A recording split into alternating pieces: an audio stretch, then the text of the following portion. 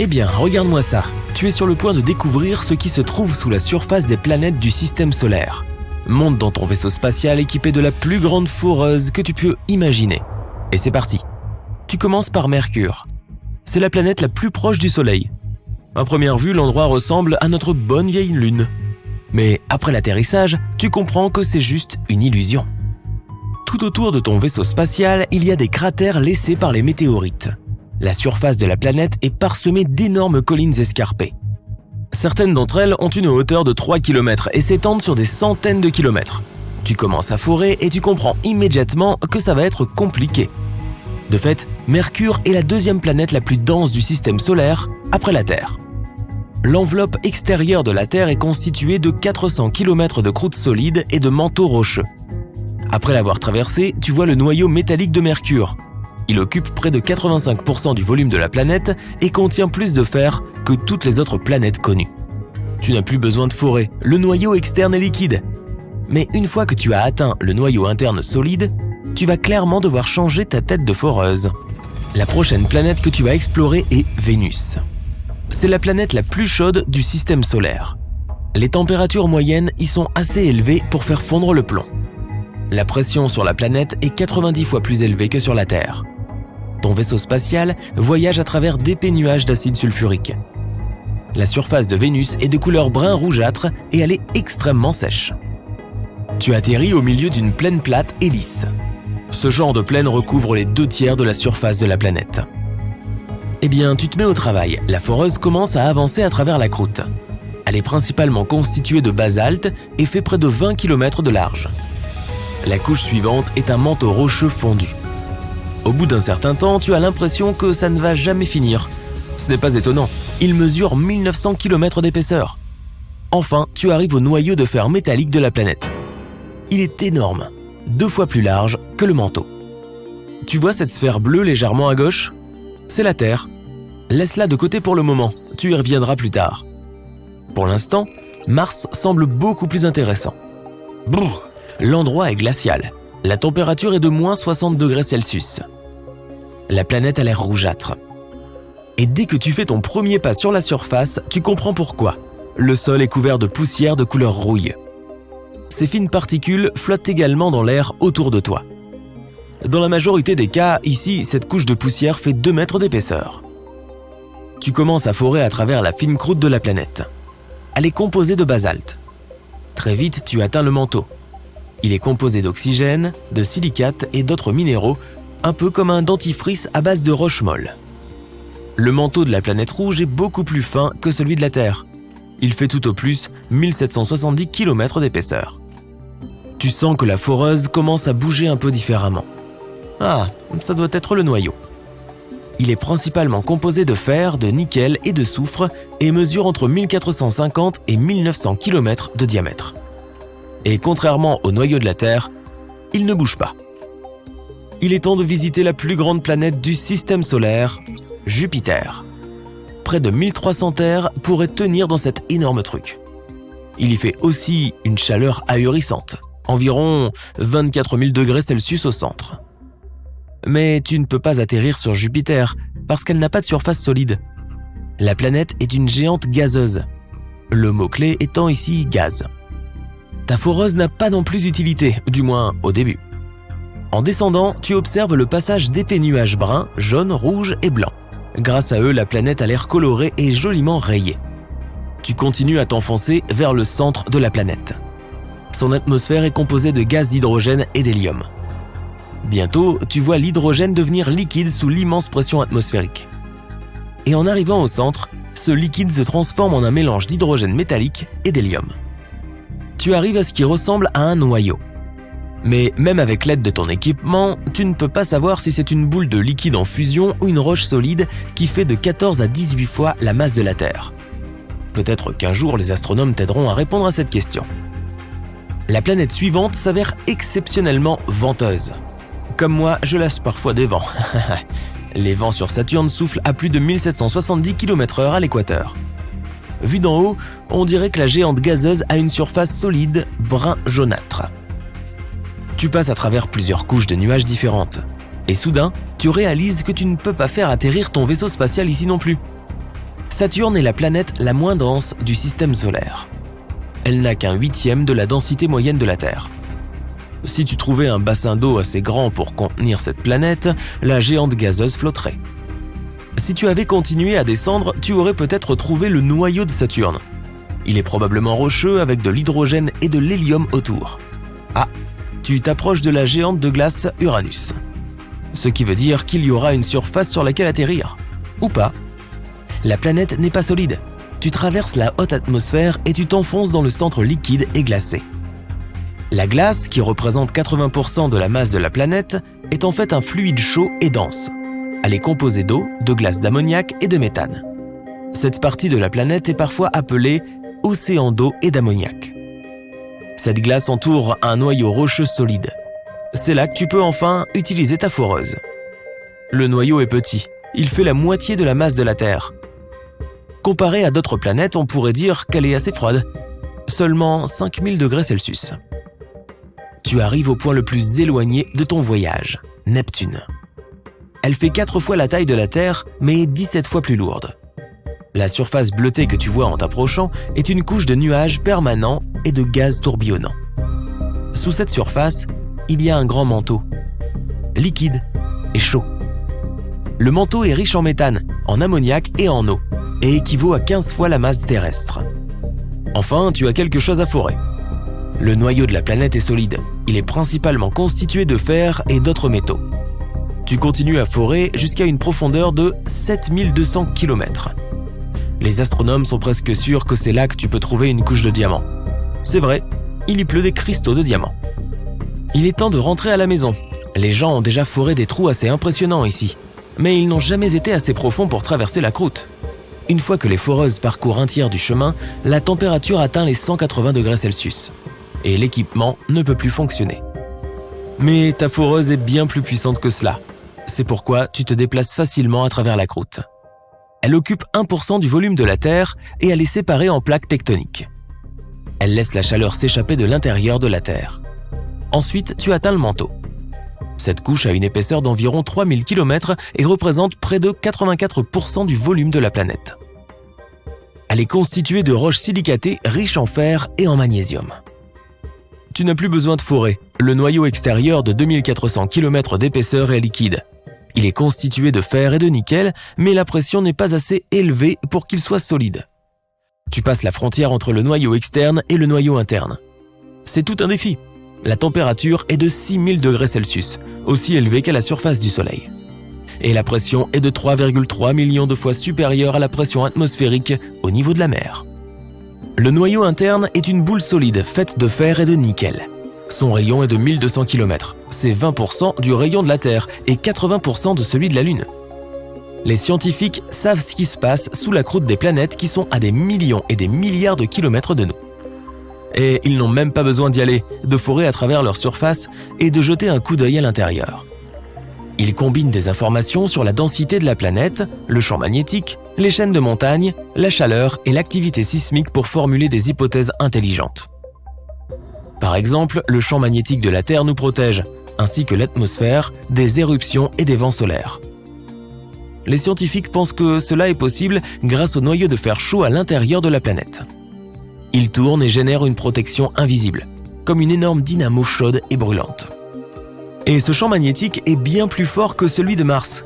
Cela signifie probablement que quelque chose est arrivé au noyau de la planète rouge. Peut-être qu'il s'est refroidi et s'est en quelque sorte éteint. Ou peut-être qu'il n'y avait pas de champ magnétique dès le début. Il y a beaucoup de volcans actifs à la surface de la Terre. C'est ainsi que les scientifiques peuvent conclure qu'il doit y avoir une croûte relativement mince. Et le manteau doit être fait de magma liquide. Mais les volcans martiens ne sont plus actifs. À un moment donné, il y a pu y avoir un manteau de liquide chaud sous la croûte de la planète. Mais après la formation des volcans, quelque chose a mal tourné. L'intérieur s'est probablement refroidi. Ou bien les croûtes sont devenues plus épaisses. Quoi qu'il en soit, cela a réussi à empêcher le magma de remonter à la surface. Et en plus, il y a aussi l'activité sismique. Si de nombreux tremblements de terre ou de Mars ou de Vénus se produisent sur la planète, il y a aussi beaucoup de choses qui se passent sous la surface. En ce qui concerne la Terre, cela est dû au mouvement des plaques tectoniques. La plupart des tremblements de terre se produisent le long de leur bord. Si l'activité sismique est faible sur une planète, cela peut pouvoir indiquer qu'il n'y a pas de plaque tectonique. Dans ce cas, tout est calme dedans.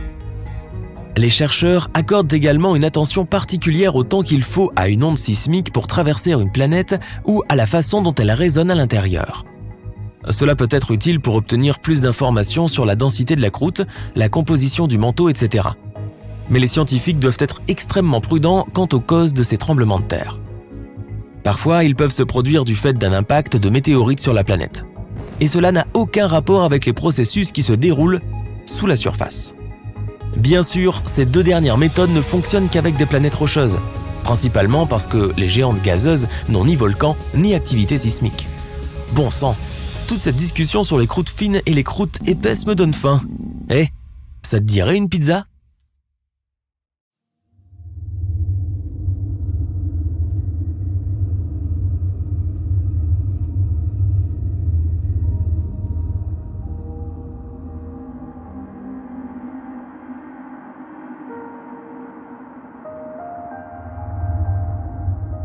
La chaleur du Soleil est sous nos pieds. Les scientifiques ont découvert que le noyau de la Terre est en réalité aussi chaud que la surface du Soleil, environ 6000 degrés Celsius. L'une des raisons pour lesquelles il fait si chaud là-dessous est que la Terre perd encore de la chaleur datant de sa création, il y a des milliards d'années. De plus, lorsqu'un objet aussi gros que Mars a percuté la jeune Terre, il a non seulement créé la Lune, selon une théorie, mais il a aussi fait fondre la surface de la planète. Une grande partie de cette chaleur supplémentaire est probablement encore stockée à l'intérieur du noyau. Mais il n'y a pas lieu de s'inquiéter. Il est plus difficile pour nous d'accéder au noyau de la planète que de sonder la surface de Pluton. En fait, il y a de fortes chances que nous ne développions jamais une technologie qui nous permette d'atteindre physiquement le noyau. Il n'y a pas d'air sur la Lune. Mais alors, comment peut-il y avoir de la rouille ? Des scientifiques ont découvert la présence d'hématite sur la Lune, qui est une sorte de rouille. Un instrument de recherche spécial de la NASA a examiné la lumière réfléchie par la surface de la Lune. Il s'est avéré que la composition des pôles de notre satellite naturel était très différente du reste de la Lune. La surface est parsemée de roches riches en fer. Mais sans oxygène ni eau liquide, la rouille ne peut pas apparaître. Les vents solaires ajoutent au mystère. Ils bombardent la Lune d'hydrogène. Or, l'hydrogène rend la formation d'hématite beaucoup plus difficile.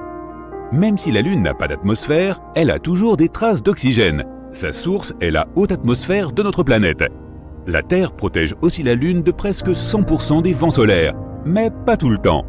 Et même si notre satellite naturel est complètement sec, il pourrait y avoir de la glace d'eau dans les cratères ombragés de sa face cachée. Une journée sur Uranus dure 17 heures, 14 minutes et 24 secondes.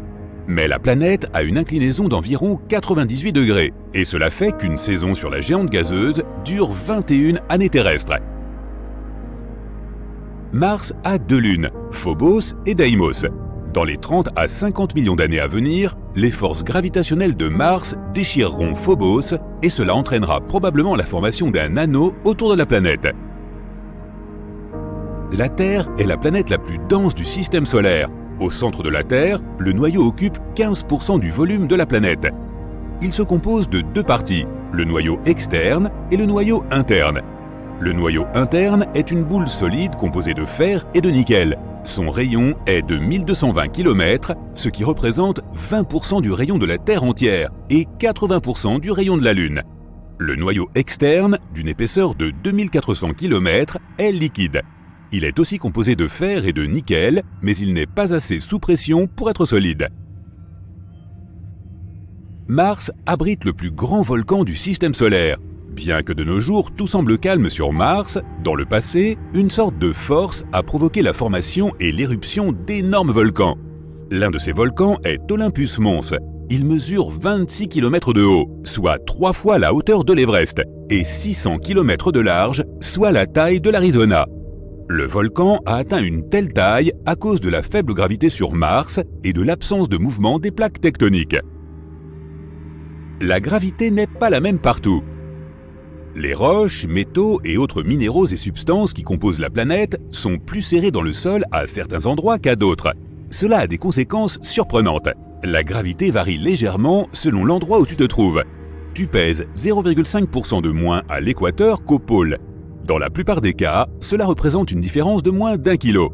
L'altitude à laquelle tu te trouves a aussi un effet. Donc si tu étais au sommet du mont Everest, tu pèserais aussi légèrement moins. L'être vivant le plus résistant de la Terre est si petit que tu ne peux pas le voir. Les tardigrades, également connus sous le nom d'oursons d'eau, sont de mignonnes petites créatures avec 8 pattes et des têtes écrasées qui font moins d'1 centième de centimètre.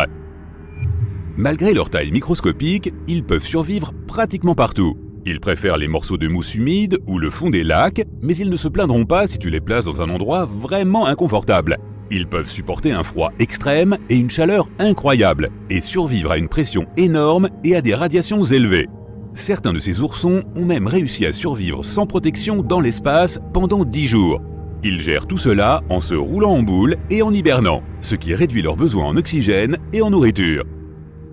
La gravité de la Lune est environ 17% de celle de la Terre. Si tu pesais 91 kg sur notre planète, ton poids lunaire passerait à seulement 15 kg. Tu pourrais aussi porter des objets 6 fois plus lourds que ceux que tu peux porter sur Terre. Il serait aussi plus facile de marcher sur la surface de la Lune. Mais ce serait aussi plus dangereux.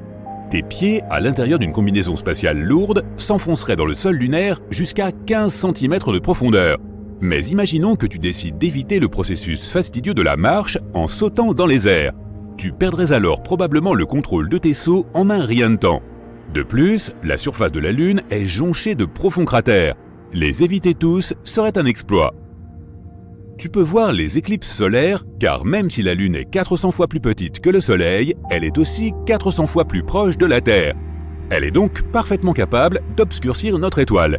Mais dans 50 millions d'années, la Lune ne pourra plus bloquer complètement le Soleil à cause de son orbite changeante. Une combinaison spatiale complète de la NASA coûte la somme faramineuse de 12 millions de dollars, dont 70% sont consacrés aux modules de commande et aux sacs à dos. Au centre même d'Uranus, il y a un noyau rocheux, relativement petit, juste la moitié de la masse de la Terre.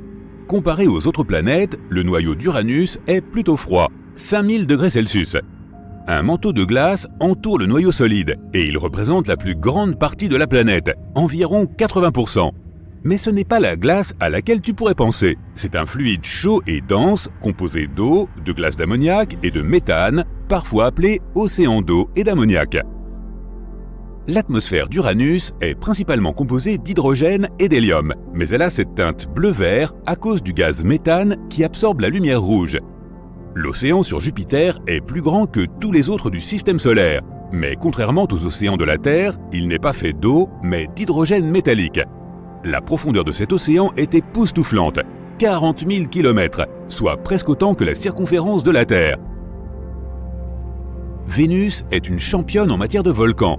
Elle en compte environ 1600, mais aucun d'entre eux n'est connu pour entrer en éruption. Il y a un trou noir supermassif à 250 millions d'années-lumière de nous. Il émet le son le plus profond jamais détecté pour un objet de l'univers. Il est 57 octaves plus bas que le do central de ton piano. C'est un quadrillion de fois plus profond que ce que nous pouvons entendre. Mercure est âgé de quelques milliards d'années. En 2016, les scientifiques ont découvert des anomalies à la surface de la planète qui montrent qu'elle rétrécit. Après d'autres recherches, ils ont découvert que Mercure n'avait pas encore fini de se refroidir. Il existe des planètes qui ne sont liées à aucune orbite stellaire et qui errent sans but dans l'espace. Parmi les objets spatiaux les plus spectaculaires se trouvent les pulsars. Les pulsars sont un type d'étoile à neutrons. Ils expulsent une partie de leur matière presque à la vitesse de la lumière. Les pulsars réguliers tournent à une vitesse raisonnable, entre 1/10 et 60 fois par seconde. Mais les pulsars millisecondes peuvent tourner à une vitesse impressionnante de 700 fois par seconde, ce qui est bien trop rapide pour que l'œil humain puisse le détecter. Lorsqu'ils tournent, ils émettent un faisceau de radiation depuis leur axe qui ressemble à la lumière d'un phare. Les astronomes peuvent remarquer les pulsars lorsqu'ils font face à la Terre, car on dirait qu'une lumière est braquée sur notre planète. Lorsque la lumière brille ailleurs, le pulsar ne peut pas être vu. Notre Soleil est incroyablement massif. Tu veux une preuve ? 99,86% de toute la masse du système solaire est la masse du Soleil, composée en particulier de l'hydrogène et de l'hélium. Les 0,14% restants sont principalement la masse des 8 planètes du système solaire. Les anneaux de Saturne sont très fins par rapport à sa taille. Si tu avais un modèle réduit de la planète de 1 mètre de large, les anneaux seraient 10 000 fois plus fins qu'une lame de rasoir. Même si Vénus est la planète la plus chaude de notre système solaire, elle a quand même de la neige. Mais pas la neige à laquelle tu t'attends. Il neige des métaux et il pleut de l'acide. Pas vraiment l'endroit idéal pour tes prochaines vacances. Parmi toutes les planètes du système solaire, notre Terre est unique, car c'est la seule à avoir développé la vie. Mais que se passerait-il si nous avions une concurrente ? Et si une deuxième Terre apparaissait de nulle part ? Il y aurait alors 2 scénarios différents. Le premier est la destruction des 2 planètes. Le second a une fin inattendue, mais plutôt logique. Mais commençons par le scénario catastrophe. Une deuxième Terre, avec les mêmes conditions, ne pourrait exister que si elle recevait exactement la même quantité de lumière solaire que notre planète. L'orbite que suit notre Terre est idéale pour recevoir la quantité nécessaire de chaleur solaire. Si nous étions un peu plus loin, la surface entière de notre planète ressemblerait à l'Antarctique. Et si la Terre était un peu plus proche du Soleil, nous vivrions tous dans un immense désert, peuplé de très rares êtres vivants. Donc, pour que la deuxième Terre soit identique à la nôtre, il faudrait qu'elle suive l'orbite de notre planète. 2 objets massifs peuvent exister à proximité l'un de l'autre. L'union de la Terre et de la Lune en est un excellent exemple. Mais si le deuxième objet était aussi lourd et massif que notre planète, il n'y aurait pas assez d'espace pour les deux. La gravité de 2 terres serait un énorme problème. Les 2 mondes entreraient en collision car ils seraient tirés l'un vers l'autre. Ce processus durerait des centaines de millions d'années. À la fin, les 2 planètes se transformeraient en un seul monde géant. Et leur reste volerait autour de la planète nouvellement formée, ressemblant aux anneaux de Saturne. Ou bien l'une des planètes pousserait l'autre hors de son orbite. Dans ce cas, l'une des terres se précipiterait vers le Soleil et se consumerait comme une allumette. Il est également important de se rappeler que la Terre se déplace à une vitesse de 105 000 km/h en permanence. C'est plus de 80 fois plus rapide que la vitesse du son. Et maintenant, imagine 2 énormes planètes qui se dirigent l'une vers l'autre à une telle vitesse. Même un organisme microscopique vivant dans la bouche d'un volcan n'aurait aucune chance de survivre à la collision des 2 terres. Même la Lune serait déchirée en morceaux par le souffle de l'explosion. Maintenant, imaginons que la jumelle de la Terre suive une autre orbite, quelque part entre Mars et la Terre. Même dans cette situation, la vie des humains changerait à jamais. À propos, la théorie selon laquelle la Terre pourrait avoir une jumelle est apparue il y a longtemps. Les scientifiques d'autrefois pensaient que la deuxième planète pouvait se cacher du côté opposé du Soleil. Grâce aux technologies modernes en astronomie, nous savons que cette théorie n'est pas fondée. Sinon, nos télescopes et autres équipements auraient déjà capté des signaux de cette planète. Les scientifiques étudient des objets spatiaux à des milliers d'années-lumière de nous. Ils auraient donc certainement remarqué un autre monde dans notre proche voisinage. Quoi qu'il en soit, imaginons que la deuxième Terre existe bel et bien et que nous l'ayons découvert récemment. L'ensemble du domaine de l'astronomie et de l'astrophysique recevra immédiatement des centaines de milliards de dollars de financement. L'étude de la jumelle de la Terre deviendra un objectif prioritaire. Les experts avanceront des centaines d'hypothèses sur l'apparence de la deuxième Terre et sur ce qui s'y passe. La planète se trouve presque à la même distance du Soleil que nous.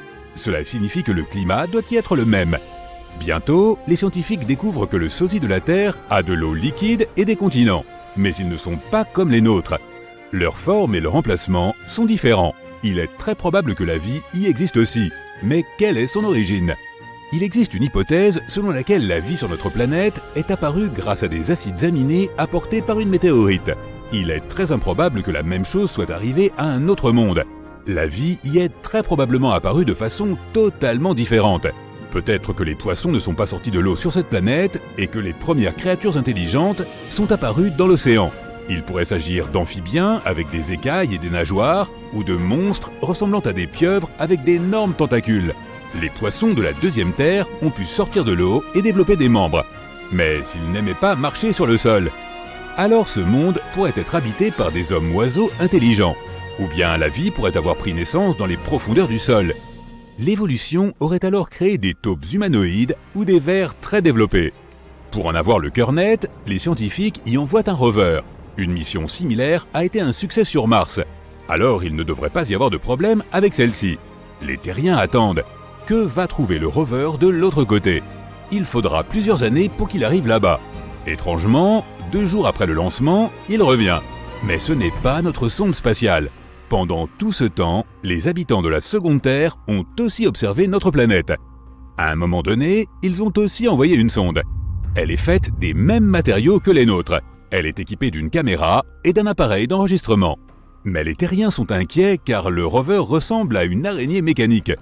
Se peut-il que des tarentules géantes vivent dans ce monde? Les scientifiques comprennent que nous devons communiquer. Nous envoyons à nos visiteurs un signal radio contenant des informations sur notre civilisation.